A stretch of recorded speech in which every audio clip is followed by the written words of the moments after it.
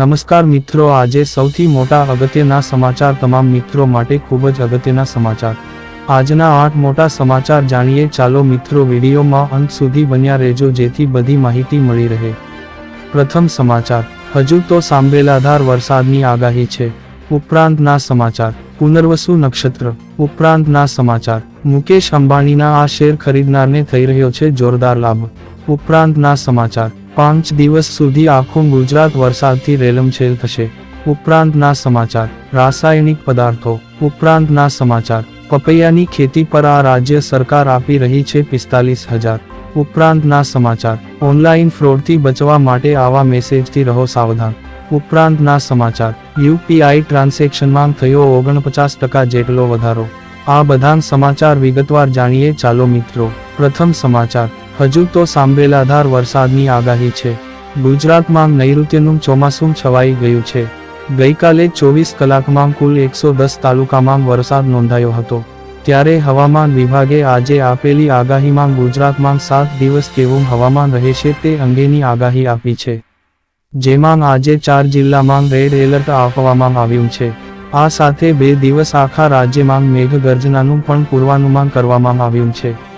હવામાન વિભાગના અમદાવાદ કેન્દ્રના મોસમ વૈજ્ઞાનિક રામાશ્રય યાદવના જણાવ્યા પ્રમાણે ગુજરાતમાં 2 દિવસ આખા રાજ્યમાં ગાજવીજ થવાની આગાહી છે।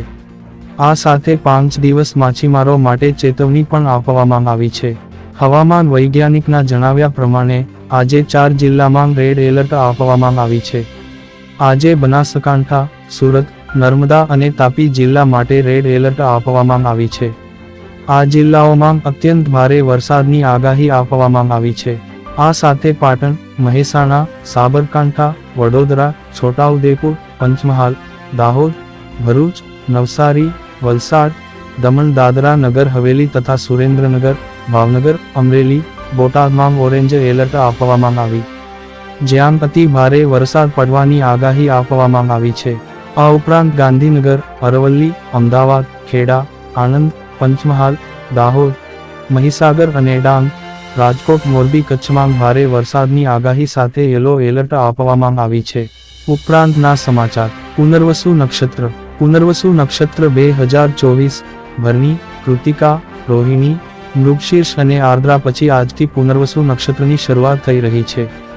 સૂર્યનો પુનર્વસુ નક્ષત્રમાં શુભકારી પ્રવેશ જેઠવદ અમાસને શુક્રવાર તારીખ 8 જુલાઈ 2024ના રોજ થશે। સૂર્ય પુનર્વસુ નક્ષત્રમાં પ્રવેશ રાત્રે 11:52 કરશે। આ નક્ષત્રનું વાહન ઉંદર છે। આ નક્ષત્રમાં વરસાદી માહોલ યથાવત રહે છે અને મધ્યમ વરસાદ પડતો હોય છે। પુનર્વસુ નક્ષત્રમાં કેવો વરસાદ જોવા મળશે? આ વર્ષે અખાત્રીના પવન પરથી વરસાદના અનુમાન મુજબ પુનર્વસુ નક્ષત્રમાં સારો વરસાદ થશે। જો પુનર્વસુ નક્ષત્રમાં વરસાદ પડે તો એમના પછીના નક્ષત્રમાં અચૂક વરસાદ પડતો જ હોય છે। એટલે કે 5 જુલાઈથી 5 ઓગસ્ટ સુધી આ 2 નક્ષત્રમાં જોરદાર પડશે તેવું અનુમાન જ્યોતિષ શાસ્ત્રીઓનું છે। 2 નક્ષત્રો વિશે બોલતા વાક્યો, પુનર્વસુ ને પુષ્પ, 2 ભાયલા, વર્ષા તો વર્ષા, વાયલા તો વાયલા। પુનર્વસુ નક્ષત્રનું વાહન ઉંદર છે અને ઘણીવાર વાહન ઉપરથી જ વરસાદનો વસ્તારો નક્કી કરવામાં આવતો હોય છે। આ નક્ષત્રમાં વરસાદ સારો થતો હોય છે, એટલે કે પુનર્વસુ નક્ષત્રમાં પવન સાથે જોરદાર વરસાદ જોવા મળશે। પુનર્વસુ નક્ષત્ર પછી પુષ્પ નક્ષત્રની શરૂઆત થશે। તેમનું વાહન ઘોડો છે અને તે નક્ષત્રમાં છૂટોછવાયો વરસાદ જોવા મળતો હોય છે। 7 જુલાઈના રોજ ગુજરાતના ઘણા ભાગોમાં વરસાદની શક્યતા છે। કોઈ ભાગમાં વરસાદી છાંટા પડી શકે છે। દેશના પૂર્વીય વિસ્તારોમાં ભારે વરસાદની શક્યતા રહેતા ગુજરાતના મધ્ય ભાગોમાં વરસાદી છાંટા પડવાની શક્યતા અંબાલાલ પટેલે વ્યક્ત કરી છે। અષાઢી બીજમાં કેવો વરસાદ થશે? 7 જુલાઈએ અષાઢી બીજ છે। બીજના દિવસે અમદાવાદમાં રથયાત્રા નીકળે છે। બીજના દિવસે અમદાવાદમાં વાદળછાયું વાતાવરણ જોવા મળી શકે છે। ક્યાંક ક્યાંક છાંટા પડવાની શક્યતા રહેશે। રાજ્યના પૂર્વ ભાગમાં વરસાદી ઝાપટા પડવાની શક્યતા રહેલી છે। કહેવાય છે કે આષાઢી બીજના દિવસે વરસાદ થાય તો વર્ષ સારું રહેતું હોય છે। ઉપરાંતના સમાચાર, મુકેશ અંબાણીના આ શેર ખરીદનારને થઈ રહ્યો છે જોરદાર લાભ। રિલાયન્સ ઇન્ડસ્ટ્રીના માલિક મુકેશ અંબાણીની એવી અનેક કંપની પણ છે જેના શેરની કિંમત 50 રૂપિયા કરતી પણ ઓછી છે। ટેક્સટાઇલ સેક્ટરની કંપની આલોક ઇન્ડસ્ટ્રી આવી જ એક કંપની છે। આલોક ઇન્ડસ્ટ્રીના મેનેજમેન્ટમાં બદલાવ કરવામાં આવ્યો છે અને અનિલ કુમાર મુંગાડને મુખ્ય વિત્તીય અધિકારી બનાવવામાં આવ્યા છે. તેમને ફાઇનાન્સનો 30 વર્ષનો બહોળો અનુભવ છે. તેઓ R00 રિલાયન્સ ગ્રુપ સાથે જોડાયેલા છે. ભૂતકાળમાં અનેક વખત આ કંપનીના શેર પર કંપનીએ ઘણું જ સારું વળતર શેરધારકોને આપ્યું હતું અને હજુ આજે પણ આપે છે. એક મહિના માટે જેને આ શેર રાખ્યો હોય એને 10.74% જેટલું રિટર્ન મળ્યું છે. એમાંય એક વર્ષ સુધી જેમણે શેર રાખ્યા એમને તો 70% જેટલું રિટર્ન મળ્યું છે. અલબત્ત અહીં નોંધવું જોઈએ કે રિલાયન્સ ઇન્ડસ્ટ્રી સીધી રીતે આ કંપની સાથે જોડાયેલી નથી પરંતુ મુખ્ય પ્રમોટર છે. ઉપરાંતના સમાચાર. 5 દિવસ સુધી આખું ગુજરાત વરસાદથી રેલમછેલ થશે. હાલની પરિસ્થિતિ પ્રમાણે જો વાત કરવામાં આવે તો ગુજરાત નજીક વરસાદ વરસાવે એવી 4 સિસ્ટમ સક્રિય છે. દક્ષિણ સૌરાષ્ટ્રના દરિયાકાંઠે સાયક્લોનિક સર્ક્યુલેશન સક્રિય છે, જ્યારે રાજસ્થાન તરફ સાયક્લોનિક સર્ક્યુલેશન છે. આ ઉપરાંત દક્ષિણ ગુજરાતથી કર્ણાટક સુધી ઓફશોર ટ્રફ છે, જ્યારે કચ્છ નજીક પાકિસ્તાનમાં સાયક્લોનિક સર્ક્યુલેશન છે. ત્યારે આ બધાની વચ્ચે હવામાન વિભાગે નવી આગાહી કરી છે. એક તો પહેલાથી જ સિસ્ટમોને કારણે ગુજરાતમાં અત્યંત ભારેથી ભારે વરસાદની સંભાવના છે. તે સિવાય અન્ય 25 જેટલા રાજ્યમાં પણ ભારેથી અતિભારે વરસાદની શક્યતા છે. દક્ષિણ ગુજરાતમાં સાયક્લોનિક સર્ક્યુલેશન સિસ્ટમ સક્રિય છે, જેના કારણે હાલ રાજ્યમાં ભારેથી અતિભારે વરસાદ વરસી રહ્યો છે. ત્યારે ગુજરાતમાં 5 દિવસ કેવું ચોમાસું રહેશે તે અંગેની હવામાન વિભાગે આપેલી આગાહી જોઈએ. ઉપરાંતના સમાચાર. રાસાયણિક પદાર્થો. દરેક વ્યક્તિની ઈચ્છા હોય કે તે પોતાના ઘરના આંગણામાં સુંદર છોડ અને ફૂલના રોપા વાવે અને એના માટે તેઓ અલગ અલગ પ્રકારના ખાતરનો ઉપયોગ પણ કરતા હોય છે. ઘરની શોભા વધારવા અને વાતાવરણને ઓક્સિજનમય બનાવવા આવા નાના નાના છોડ બહુ ઉપયોગી બનતા હોય છે. પરંતુ ઘણી વખત એવું બને કે આવા છોડ બહુ જલ્દી મુરઝાઈ જતા હોય છે અને એનું મુખ્ય કારણ હોય છે અયોગ્ય ખાતરનો ઉપયોગ. ખાતર સારું વાપરવામાં ન આવે એટલે છોડ મુરઝાઈ જતા હોય છે. આવા છોડને હંમેશા લીલાછમ રાખવા માટે કમ્પોસ્ટ ખાતરનો ઉપયોગ કરવો જોઈએ, કારણ કે તે છોડને હર્યાભર્યા રાખવામાં ઘણી જ મદદ કરે છે. સાથે સાથે છોડવાઓને પોષણ પણ આપે છે. આવું કમ્પોસ્ટ ખાતર બનાવવામાં 3 અઠવાડિયાનો સમય જોઈએ. આ ખાતર અનાજ, ફળ, ઈંડા, માટી, ચાની ભૂકી, ઘાસ અને અન્ય કચરામાંથી બનાવી શકાય એમ છે. આ બધું ભેળવી 3 અઠવાડિયા જુઓ, આ ખાતર તૈયાર થઈ જશે. ગરમીમાં આ ખાતર વધુ ઝડપથી તૈયાર થઈ શકે છે. ઉપરાંતના સમાચાર. પપૈયાની ખેતી પર આ રાજ્ય સરકાર આપી રહી છે 45,000.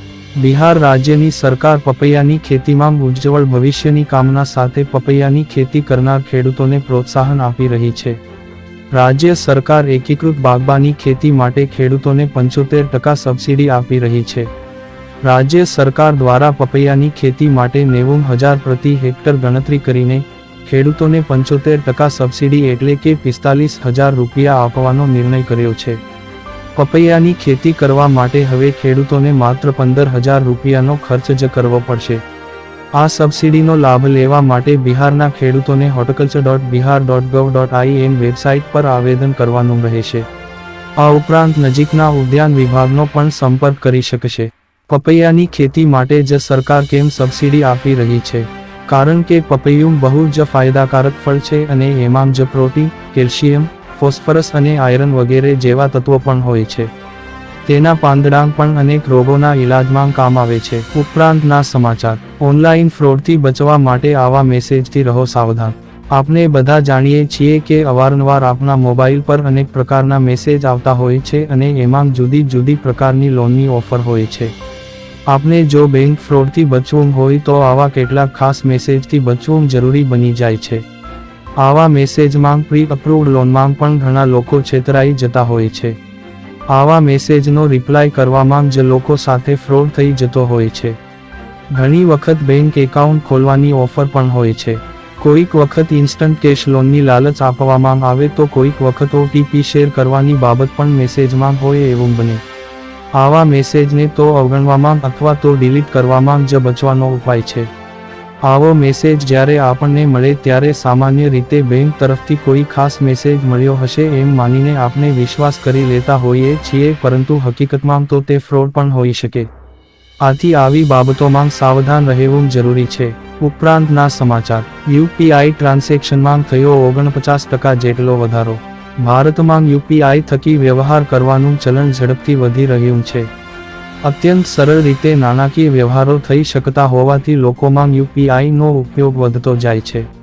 આજે તો યુપીઆઈ એ લોકોના રોજિંદા જીવનનો ભાગ બની ગયું છે. નેશનલ પેમેન્ટ્સ કોર્પોરેશન ઓફ ઇન્ડિયાના તાજા આંકડા અનુસાર જૂનમાં યુનિફાઇડ પેમેન્ટ્સ ઇન્ટરફેસ પ્લેટફોર્મ પર થતી લેવડ દેવડમાં 49%નો વધારો થયો છે અને નાણાકીય વ્યવહારોની સંખ્યા 13.9 અરબ થઈ ગઈ છે. એ જ સોર્સ અનુસાર જૂન મહિનામાં સરેરાશ દૈનિક લેવડ દેવડની સંખ્યા 46.3 કરોડ હતી અને દૈનિક રકમ 66,903 કરોડ રૂપિયા હતી. આવી જ રીતે આધાર એનેબલ્ડ સિસ્ટમ પર પણ નાણાકીય વ્યવહારની સંખ્યા દર વર્ષે 4% જેટલી વધી રહી છે. ડિજિટલ લેવડ દેવડમાં પણ આંતરરાષ્ટ્રીય કક્ષાએ ભારતનો હિસ્સો વધતો જાય છે. યુપીઆઈ ટ્રાન્ઝેક્શને નાણાકીય વ્યવહારોના એક માધ્યમ તરીકે સમગ્ર દુનિયામાં પોતાની એક અલગ છાપ છોડી છે.